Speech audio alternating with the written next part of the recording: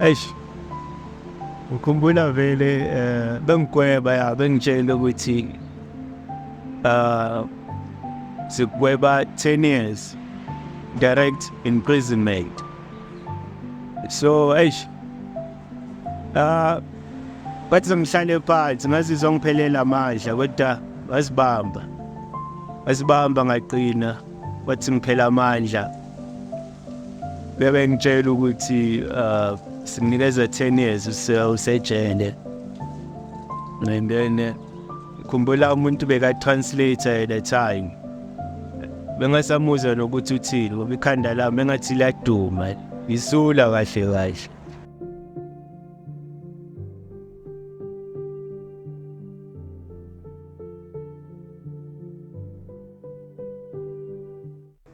Uthi ngoku shuthi story sakhe siqala kuphi? Siqala eDurban, eThekwini, phansi eMjondolo, endaweni abathi isePhantasile. So if uyayazi iPhantasile usoyazi nawe ngenkathi zayo bekushiwa vele indawo yamakroga, indawo vele eclever, indawo ama-26 kahle kahle. Ila ngiphuma khona, ila ngizalelwe khona, ila isitori sami siqala khona. Yabo ngisaseyintwana ngihlala ne-uncle.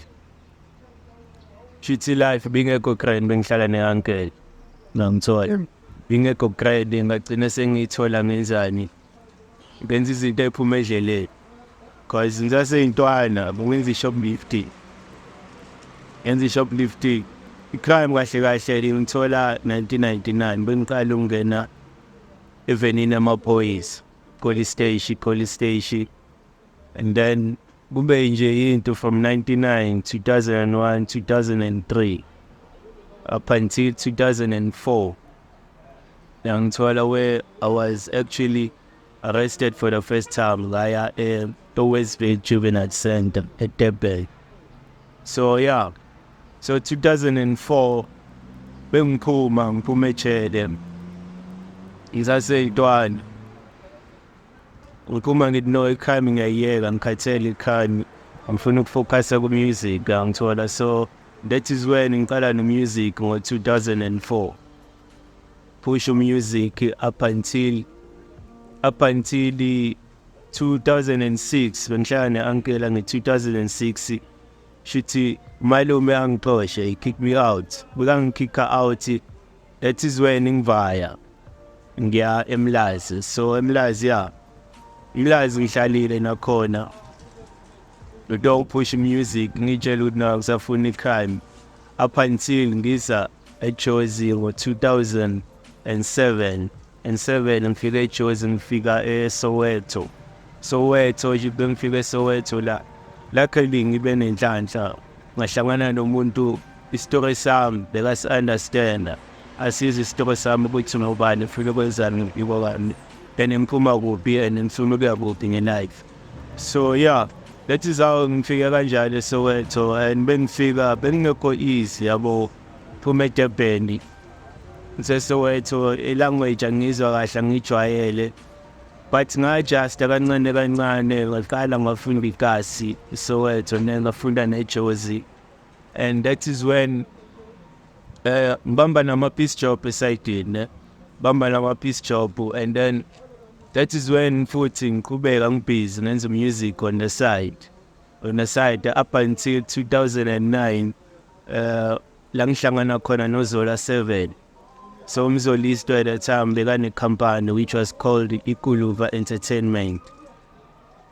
So 2009 we record the album lomzolisto, kanti unfortunately ngifike ngesikhathi esirong umzolisto. We figured at a time where he was fighting nge-record label ebephethe at the time which was iGhetto. They were fighting. And then umchita, he started losing ama-endorsement, yonke into. Isho yakhe iZola 7 never le-SABC. So I lose into eningi up until into enjalo ya-affecta nami as an artist, being the upcoming artist behind the scenes. which was not known at the time. And we told us, so that is when the album yam ingaphumi i-album yam. That is when i-stress isiqala khona, i-depression iqala khona, and then panic, and then I turned to alcohol. Alcohol ama-drugs, cough syrup laphayana. Ngihlezi ngidakiwe to escape i-failure le engidlule kuyona, or i-failure le ebengikuyona. Up until bekunzima ngithola. I remember esinye isikhathi besingekho nemali yokuthenga utshwala, let alone imali yokudla. Ngithola, so bengibuya kwikhaya, ngibuya kanjalo, ngibuya ngo-2015. And khumbula ukuthi ikhaya ngigcine ngo-2004, ngathi nge-year ngo-2004 angisayifuni sengizopusha music. Ngibuya 2015, shithi ngibuya namajita, ngihlangana namajita eyovile saskimana sigcine sitshelana izinto ey-wrong. Angithola siyablofana ngezinto ey-wrong. To a point where siyahamba one night ngoJuni sobamba elinye idlala, angithola sokwenza i-house over kwelinye isababa. So besifika kulelo sababa ngebhadi saboshwa, angithola saboshwa, and then ijene yami nejele iqala lapho, because dala ngaboshwa ngisayintwana ngo-2004, but masheshe ngaphuma because at the time ngisaseyintwana. So this time bengiboshwa futhi sengiboshelwa i-crime e-serious. Ngisithola sengihlala e-Sun City kwi-try. Nge-try la kwi-Sun City angithola i-bail, ngihlala 2 years. Shithi ilo e-court ne bengisahamba icala lami. Ngilambe 2015 till 2017, and i-bail bengayitholanga. So bengiphakathi ngigqoka i-uniform le-orange, abantu laba abatrayelayo, yabo linye igama lathi abantu abayi-custody. So yeah, 2 years ngilaphayana, ngi-attend i-court in and out. Ngihlale e-Sun City ngaleso sikhathi ejele i-job e-prison. So eziningi izinto ezenzekalile ngalesikhathi ngi-attenda i-case yami. Kube nama-delay amaningi, at some point i-weakness enye bingatholakali, only to find out ukuthi use-Mozambique, and then fanele silinde azabuye. Sometimes i-judge inokuya emalifini. So kube nama-delay amaningi, and sometimes unokuthola ukuthi uzoya ecourt ngoJanuary, uzobuyela futhi ngo-August. So sometimes unokuhlala nje ejele, uhlale maybe i-season ungayi ecourt, uhlale i-winter yonke ungayi ecourt, or i-summer yonke ungayi ecourt. So yeah, and i-trial akufani nasebhantshini esigwebeni bese ugwejiwe. I-trial hlezi kuvaliwe, vulela once a week. So uyaphuma uyophaka i-breakfast, kuyabuya kuyavalwa, emini uyaphuma futhi uphaka i-lunch, kuyangena kuyavalwa, uzovulelwa ngakusasa. So for 2 years iyona into bengiyenza leyo, ishawa ibanda, banza bandayo mfo. Kodwa-ke izinto ey'njalo bomuntu kumele uyithathe ubheke ngenye indlela bo. Ya shithi bengizogwetshwa, eish, ukhumbula vele bengigweba, ya bengitshela ukuthi sigweba 10 years direct imprisonment. So eish, bathi ngihlale phansi ngazizwa ngiphelela amandla, kodwa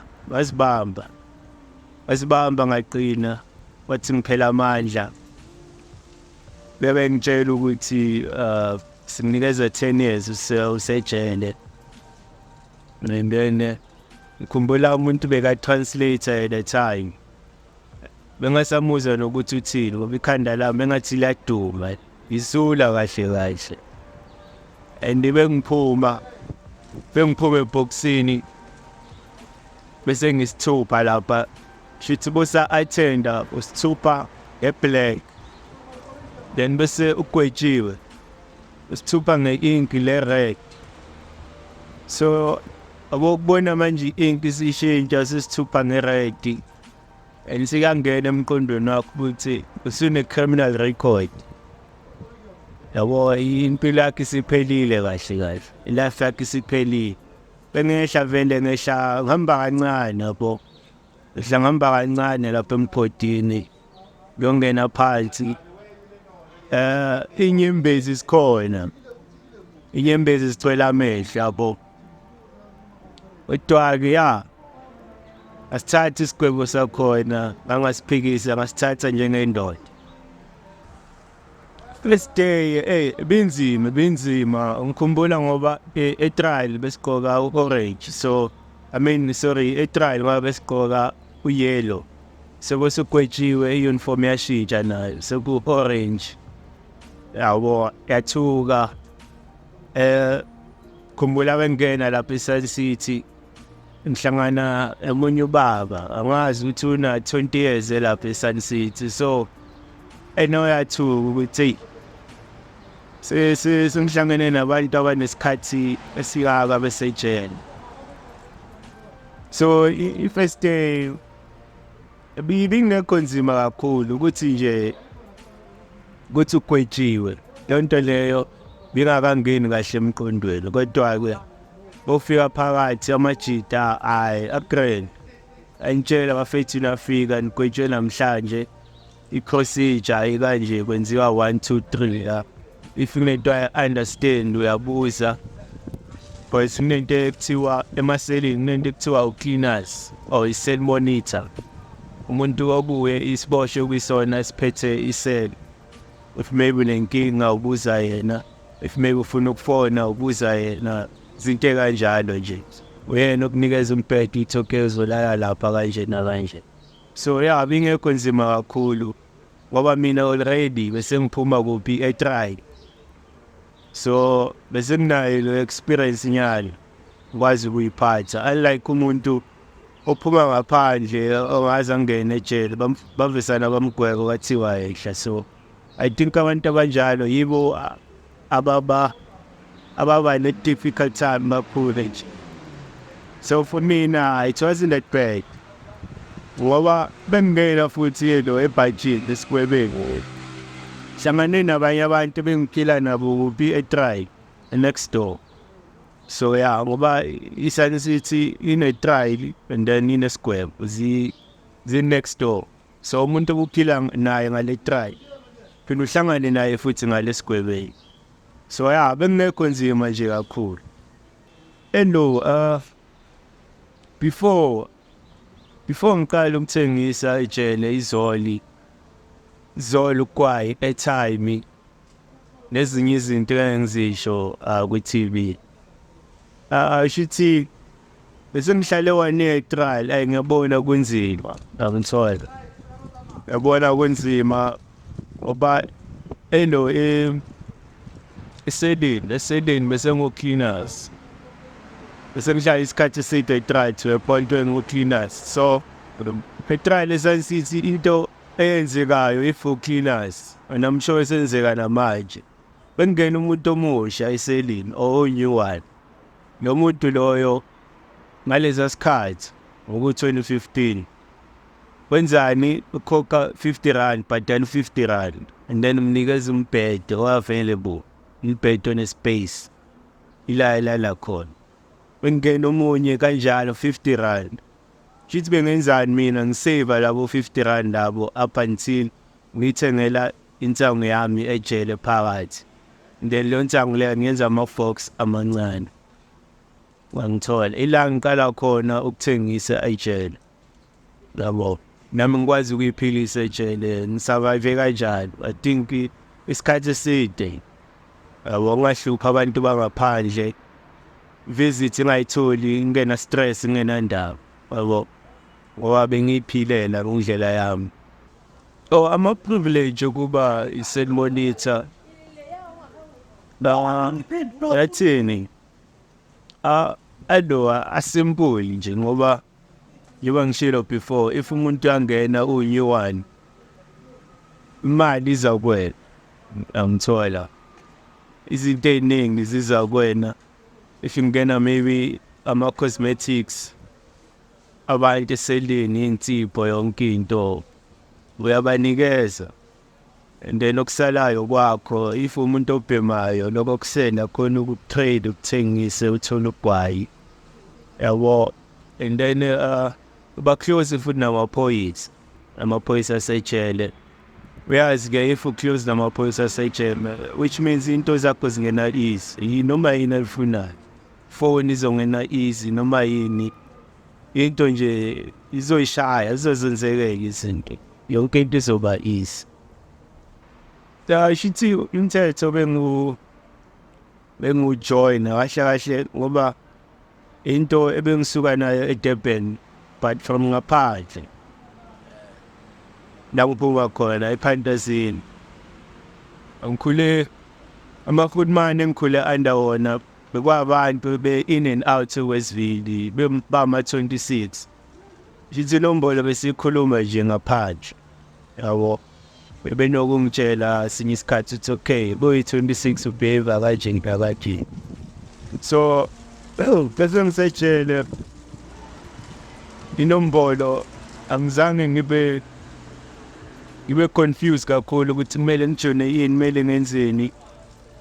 Bengiyitheku, yabona, itheku sama-26. So yeah, ngathi no ngafethu ngoba futhi ngaleso sikhathi bekunomunye homeboy wami bethi uZipho. Yabo, yena wathi no, yazini enza ungcono uze ngala kuthina ngama-26. And ungakhohlwa ngoba futhi wena usuphatha izinto ey'phathwa ama-26. So ngeke kuze kube easy ukuthi uphathe izinto ey'phathwa ama-26 kodwa awulona i-26. Shuthi uye wangidonsa, yabona. Wangidonsa wathi no. Nami then ngangena kanjani. Yabo. Put me up.